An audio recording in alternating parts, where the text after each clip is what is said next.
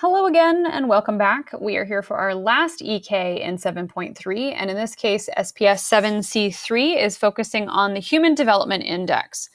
And we want to know what it measures and what its weaknesses are. And you can see here with this map that it's showing us the Human Development Index, or HDI, in 2018, and you can get an idea of how developed a country is based on this index. It was created by the World Bank, which is part of the UN, as a way to measure non-economic aspects of human life and how much of a country's wealth was being directed towards individual human achievement and well-being. It measures life expectancy at birth, education levels, and GNI per capita in order to determine access to a long and healthy life, a standard of living, and access to knowledge.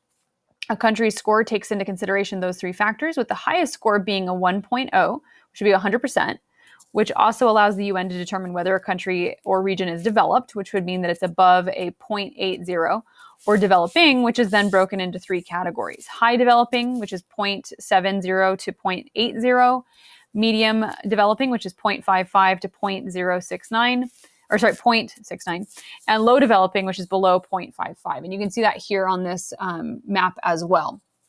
Now, when we're looking at what's considered to be a long and healthy life, we're looking at life expectancy, and it's generally looking at it from birth. And lower numbers indicate a lack of access to nutrition and healthcare, which also might mean that the infant and child mortality rates are higher, indicating less development. Access to knowledge, which is looking at education levels, looks at both years of schooling for today's adults, which would be the average number of years of school for adults 25 and older.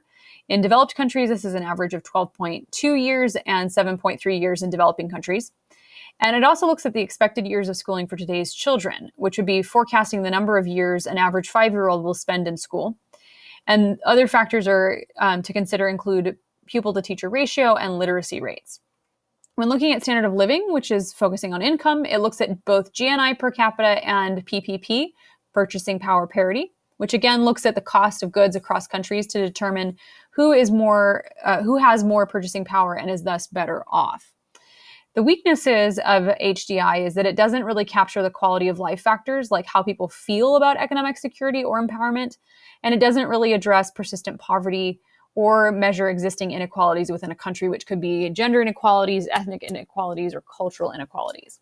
So it gives us a bigger picture idea of stuff, but it's not ever going to be a whole picture. And that's kind of the important part to keep in mind with any of these measures, is that they show us part of the picture, but it's going to be very difficult for them to ever show us the whole picture.